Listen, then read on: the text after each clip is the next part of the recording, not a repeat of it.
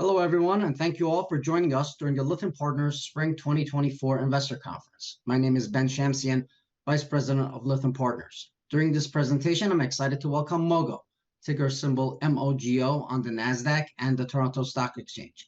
Joining us today from the company are the company's co-founders, Dave Feller, Chief Executive Officer, and Greg Feller, President and CFO. Before we begin, I want to remind everyone that management is available for one-on-one meetings throughout the conference. If you have not already signed up and would like to schedule a meeting, please send me an email at shamsian@lythampartners.com. That's SHAMSIAN@lythampartners.com, or visit lythampartners.com/spring2024. And from there, go on to the investor registration page. With that said, Greg, the floor is yours. Please proceed. Great. Thanks, Ben. And excited to be here and give everybody an update on Mogo, but also excited that we've got Dave Feller here, our co-founder, CEO, and really the visionary behind our wealth products that we're in the process of launching right now and growing. And so we're going to be doing something a little bit different here. We're going to go through the high-level overview of Mogo, but then Dave is going to be digging in a little deeper onto the product side of our Mogo Wealth platform, and we got a lot of exciting new developments there, which we want to share with you. So anyway, I'll just kick it off with just the quick summary highlights of Mogo. Again, we're 2 million plus Canadian members, payment volume run rate of about $10 billion based on last quarter, 400 million of AUM, 53 million of cash and investments on our balance sheet. We did 17.9 million of revenue last quarter, and our first meaningful quarter of revenue growth in several quarters as we've moved back into growth mode in 2024 from efficiency mode, which we were mostly focused on in 2023. Positive adjusted EBITDA of $1 million in the last quarter. We did do a 3-for-1 share consolidation last year, bought back 5% of our stock, so today I have 24.5 million shares outstanding. We also have a sizable portfolio of crypto, which I'll talk a little bit more about, and then very high insider ownership of about 15%. Dave and I have never sold a single share ever in Mogo, and we've been public for over 8 years. We've only bought stock, and that we believe really aligns us with our equity shareholders. Turning to the high-level components of Mogo, we really have 3 real pillars or drivers of value for the business. On the Canadian B2C business, this is basically a wealth and a short-term cash business. And again, Dave's going to get more into the wealth business, which is a newer business for us and one that we're focused on accelerating growth on. Mogo Money being our legacy lending business, which we continue to operate, and a strong driver of cash flow. We have our international payments business, which Carta Worldwide, which is mostly a European payment processor, and I'll talk a little bit more about that.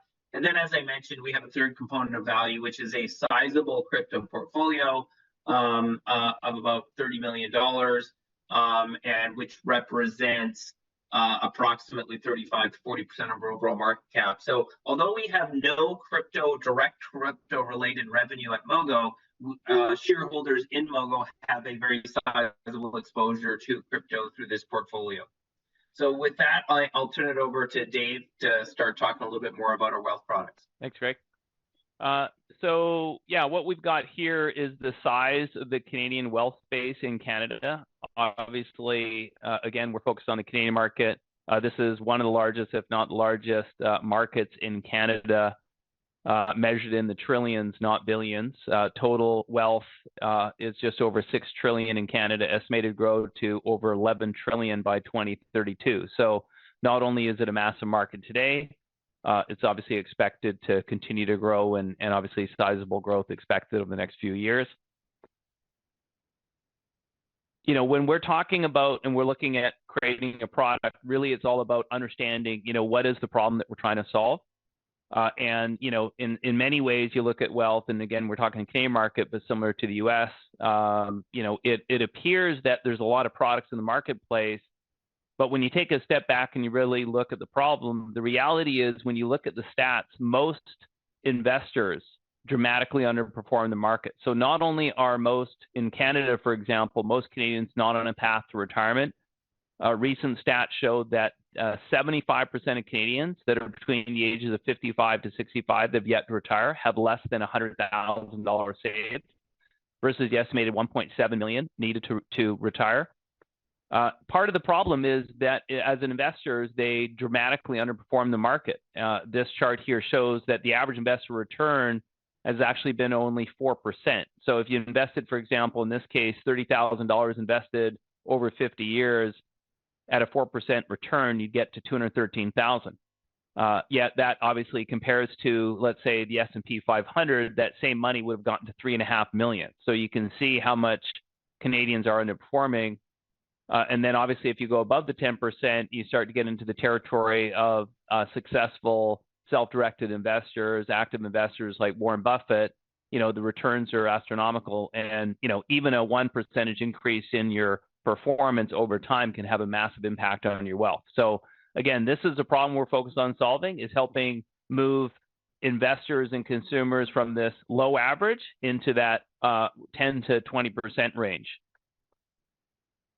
And part of this is we're looking at building a holistic wealth building platform, one that essentially combines both best of class, kind of a fully managed solution for those that really want a more kind of set it and forget it, but ultimately kind of one that's based more on a passive type strategy, still has engagement.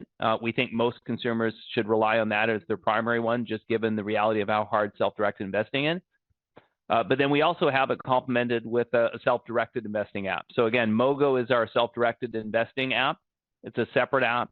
Mocha is our fully managed solution where we manage it and customers sign up, and we'll walk you through the detail there. But again, it's all about having a holistic solution and one that's really based on behavioral science. And that really is one of the key insights here, is that the reality is most investors dramatically underperform the market, mostly because of the solutions that have been built in the marketplace. And a lot of them have been gamified to actually drive revenue for the firms, not really optimized for, the wealth building and performance of the individual investors. Warren Buffett says the most important quality for an investor is temperament, not intellect. So again, behavioral science, we think, is one of the key elements that differentiates our strategy, and leveraging gamification really to drive the right behaviors.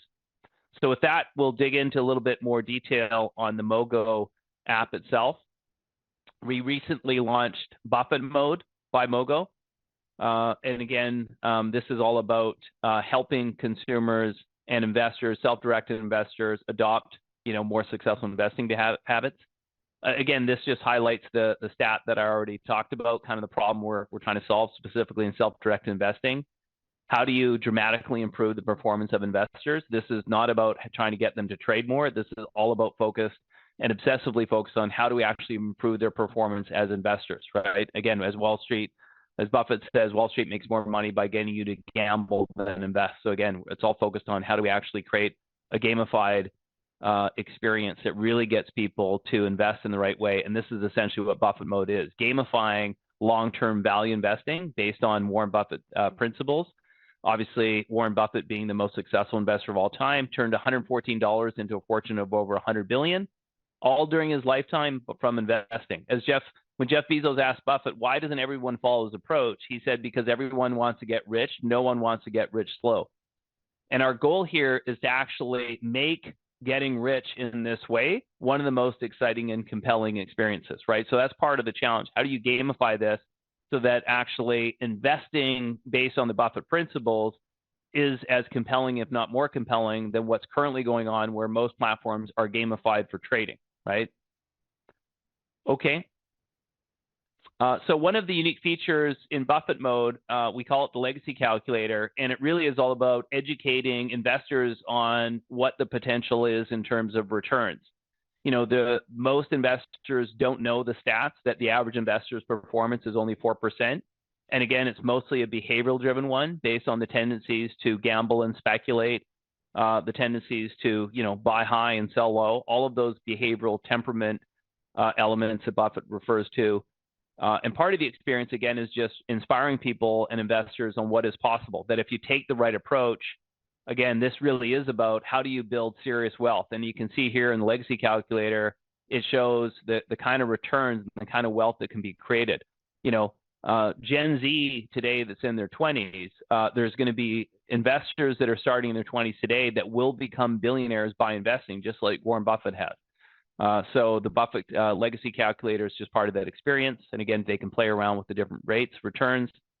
The next piece of this really goes into the experience and how do you integrate this behavioral advantage into the experience. So here, what we're showcasing here is actually the buying experience of buying a stock, and really integrating the Warren Buffett lessons in there. So there's audio and video where Warren talks about his rules in investing.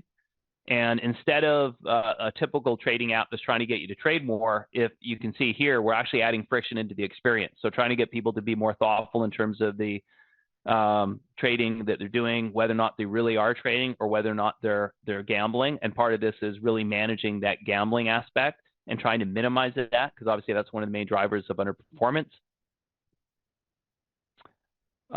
So again, this is the one of the pieces related to helping them manage that gaming element.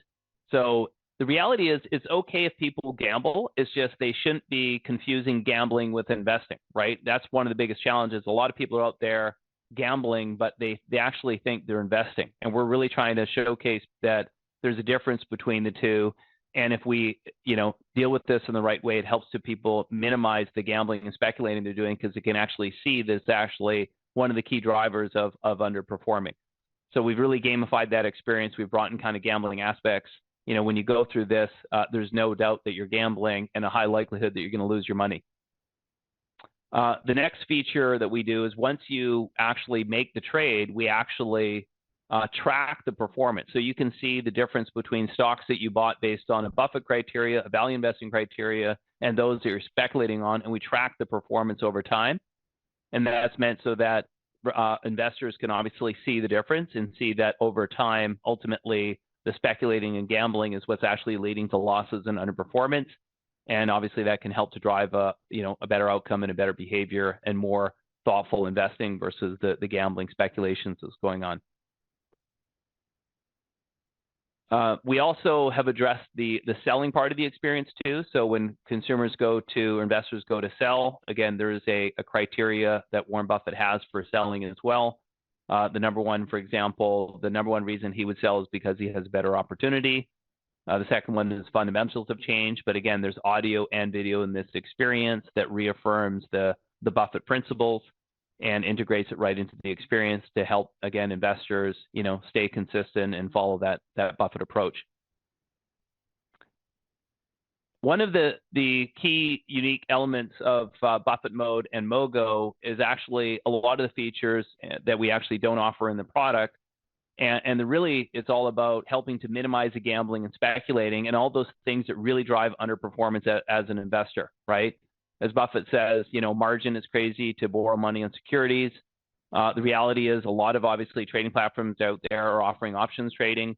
But the facts are that the vast majority, in fact, 90% of people trading options lose money. Technical analysis, analyst reports, crypto, these are all generally things other self-directed investing platforms offer, primarily because it drives trading volume, and trading volume is what drives revenue, right? But ultimately, they've been proven to be one of the key drivers of underperformance from an investor perspective.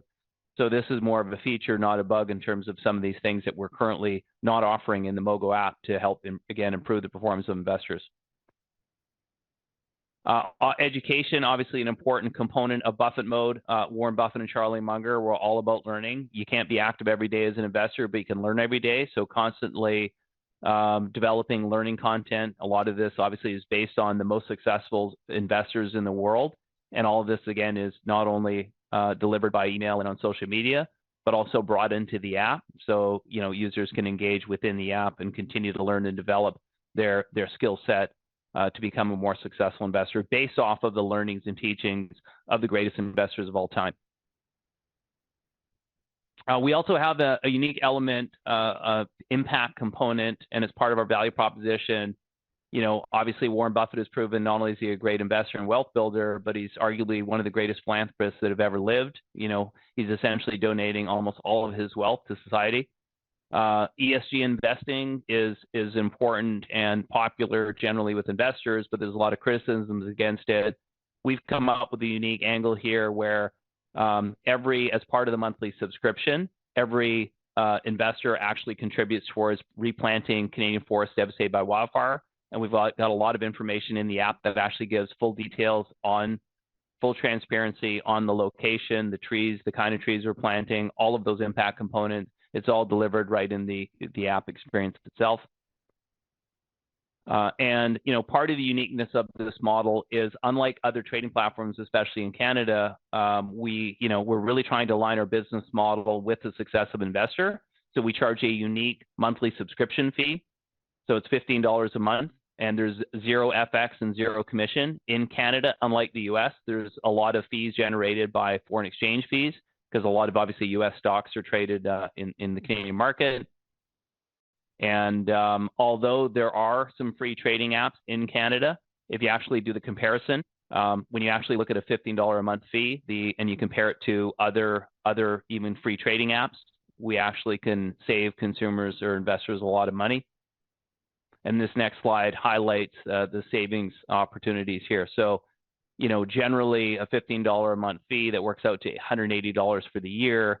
But in the example here, we've got two different examples. In one example, on a free trading app, because of the 1.5% FX fee, the fees can easily be, many times our $180 fee. So although the $15 a month, on the surface might sound more expensive than a free trading app, for the vast majority of active investors in Canada, it can save the majority of them a lot of money. Although the main part of our value proposition is really focusing on the kind of impact you can have in terms of improving your returns.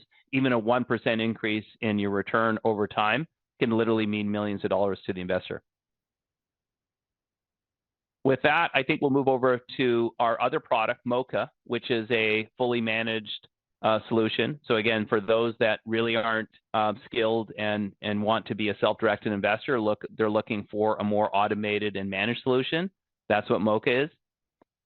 Again, similar to Mogo, it's all about behavioral science. It's all about understanding that when you look at our target customer, Gen Z and millennials, all of them, every single one wants to become a millionaire. They all want to retire earlier than 65. But again, if you look at the stats, the majority are on track for, a few 100,000 at best versus the 3 to 4 million estimated that they're going to need in order to retire.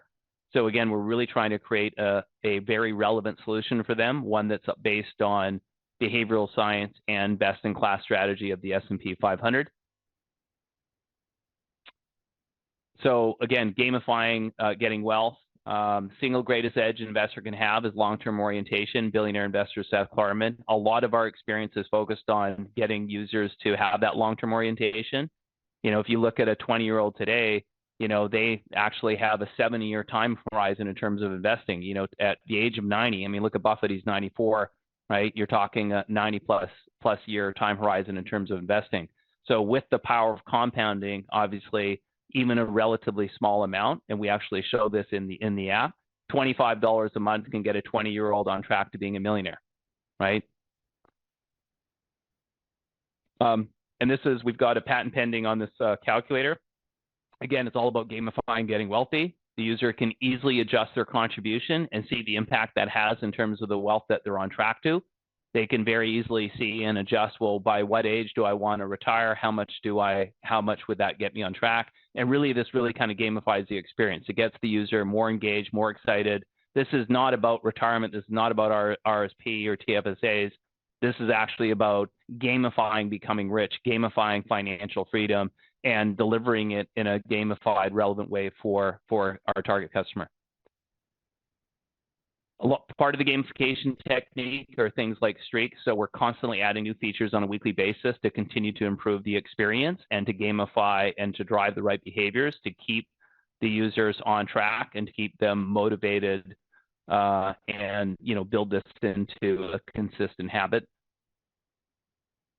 One of the biggest challenges, as they talk about, is the temptation to get off track. One of the unique things about Moka is the fact that it actually is a separate app. So unlike a all-in-one trading app, this actually is a benefit because you don't have all these other things that tempt you to go off a track. And for those that are trying to manage that and staying away from stock trading, anything else, this is really an experience that's just hyper-focused on getting you on a path to becoming a millionaire, engaging you in that. But obviously, the key is don't tempt them to go off track and speculate and start doing a lot of the other things that ultimately drive underperformance. One of the new features we're just launching, leaderboards. So again, all part of the gamification. These are actual real users that are on our platform. We have certain users that are on track for over $70 million. Obviously, this gamifies it. Again, making this a relevant experience. We've even integrated and added some, celebrities in there so people get a sense of, what sort of net worth would that put them on relative to celebrities. But you can see from this leaderboard already the kind of wealth that our target customers are on track to using this product. And this is just one of the recent new features, and every single week we're constantly iterating on things like that and looking to add more elements to drive that right behavior and continue to improve ultimately the performance of the app. Impact is, again, another component built right in. We're trying to teach people that it is possible to become really rich while also making the world a better place and making a positive impact. Again, it's built into the experience as part of the subscription fee. Mogo, today, we've planted over 3 million trees, over 300,000 trees in Canada itself, and that's where we're primarily focused now. Again, obviously, the impact goes way beyond CO2. There's biodiversity, there's jobs, there's a whole host of positive impact from this. But again, it just fits into, obviously, it's an important component for brands for Gen Z and millennials as well. So that'll continue to be a key focus for us as we progress. And again, on the fee, $15 a month subscription fee. So unlike other wealth building apps, it's a flat fee. In Canada, for example, there's about $2 trillion in mutual funds today. On average, they charge 2%, so it's about $40 billion in fees that Canadians are paying for mutual funds. And one of the recent stats we saw is that 98% of professional fund managers underperform the S&P 500 over 10 years. So the reality is very few are coming anywhere close to outperforming the S&P. And then when you add those fees, it obviously drives dramatic underperformance. Just an example here, cost of management fees on a $10,000 investment over 50 years at 1%, $430,000. At 0.5%, $239,000. Based on the Mocha price, $9,000, right? And the reality is all of those people, 1% fee, for example, would be a financial advisor. You look at the stats, what percentage of financial wealth advisors are outperforming the S&P 500? So again, massive savings opportunity, but ultimately it's all about performance, and your performance is really your return net of fees. This really kind of ties into our main value prop is really on the behavioral side. You can tell somebody to buy an S&P 500 ETF, but without all of those behavioral elements, they wouldn't know how much to invest. And most of them get off track as soon as, the market, has its normal fluctuations. Since 1950, the market has crashed by 10% or more 39 times. And so what that generally does is most people panic in that sell. And again, that's back to one of the reasons why the average investor underperforms. It really comes down to the behavioral piece. With that, I'll pass it back to Greg, and he'll walk through a few other slides for you. Great. Thanks, Dave. So turning now to our payments business, Carta Worldwide. We actually acquired Carta early 2021 for approximately $50 million. This is now a wholly owned subsidiary of Mogo, and on our annualized run rate of over 10 billion of payment volume per year. In the most recent quarter, Q1, we did 2.6 million, up 18% year over year. We're extremely excited about this opportunity. This is a $2.5 trillion global market. As I mentioned earlier, we are primarily focused in Europe, where we have a number of key clients, including Pluxee, which is about a 5 billion euro company that recently spun off from Sodexo. That's been standardizing a number of their countries on the Carta platform. And importantly, we've been making a lot of investments in this business, given the size of the TAM here and our view that we believe we have one of, if not the lowest cost platforms out there. And that's where we believe we have a big disruptive opportunity to be the low cost leader in the market. And so we're obviously still very early days from a size perspective, but Carta itself has a long successful history and legacy in the European market, which is why that's our primary market and one which we'll continue to be focused on in growing the payments business. Separately, I want to talk a little bit about WonderFi. It's by far the largest piece of our portfolio. WonderFi, our ownership there, approximately 14% ownership, or 87 million shares. WonderFi being a TSX listed crypto exchange, really the leading independent Canadian-based crypto exchange, and the only fully regulated crypto exchange in Canada as well. So unlike the US, where regulators are still fighting a number of, or really all of the crypto exchanges to a certain degree, Canada laid out a clear regulatory path, and WonderFi was the first, through the CoinSquare subsidiary, to become the first fully regulated crypto exchange in Canada. Business after a number of consolidations that they've made in the market, now is in a really strong financial position. Cash and digital assets on the balance sheet as of last quarter of 52 million, over 1.6 billion of assets under custody, and the business was also cash flow positive in the most recent quarter. So we see a big opportunity here. We think this is an undervalued asset. A new board was just elected last week, including three new nominees, including one Mogo nominee. And so we're super excited about the team there and some of the new board members that have joined to really help create and recognize the value that we believe is there in the WonderFi shares.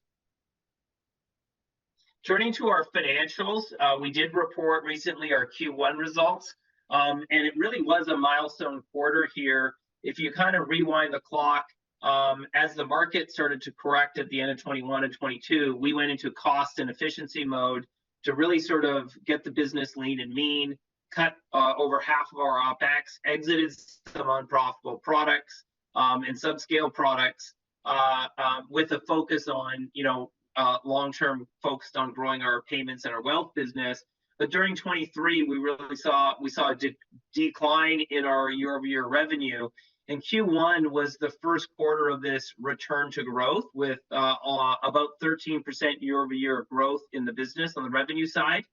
And importantly, as we go to the next page, we achieved this growth while continuing to reduce OPEX and then ultimately generating positive EBITDA and cash flow.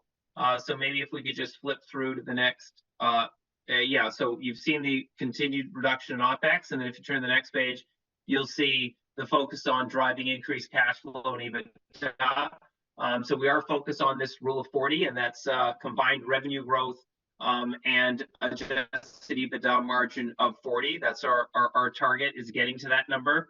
And so you'll see us trade off EBITDA margin for revenue growth.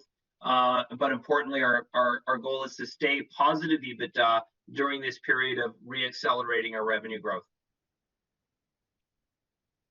And looking at the economics of the wealth business really represents a massive opportunity for us to increase the monetization rate of our member base and the overall ARPU of our member base. So currently right now, Mocha is an annual revenue opportunity of about $60. But with the new Mogo and Mocha app that Dave just went through, on a subscription basis, we're talking $180 a year, or 3x our existing monetization opportunity with our wealth products. So really a significant opportunity for us to drive much higher ARPU here. And if you go to the next page, you'll see that where we are on our current monetization with our member base of 2.1 million, we're generating about $27 of ARPU, that's annual revenue per user, across that user base. And you compare that to the significant opportunity that we have on the wealth side, and you can see why we're super excited about rolling out this product, which we're really focused on, as we speak right now. Turning to the balance sheet, we exited the quarter with a strong balance sheet, 13.8 million of cash and restricted cash, 28 million of marketable securities, and just under $12 million of other investments in our investment portfolio.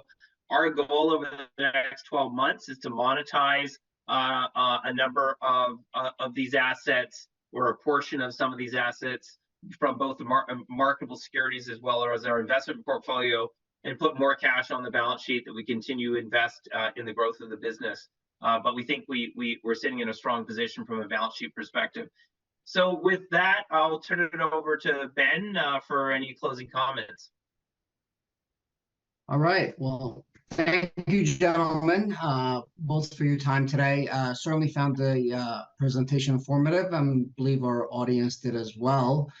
Before we wrap it up, two quick reminders. To anyone out there who's not already signed up for a one-on-one, again, please send me an email at shamsian@lythampartners.com, SHAMSIAN@lythampartners.com, or again, visit lythampartners.com/spring 2024. Lastly, we have a number of additional presentations coming up. Please visit the homepage for all the information. Once again, thank you, gentlemen, for your time, and we hope you have a great rest of the conference.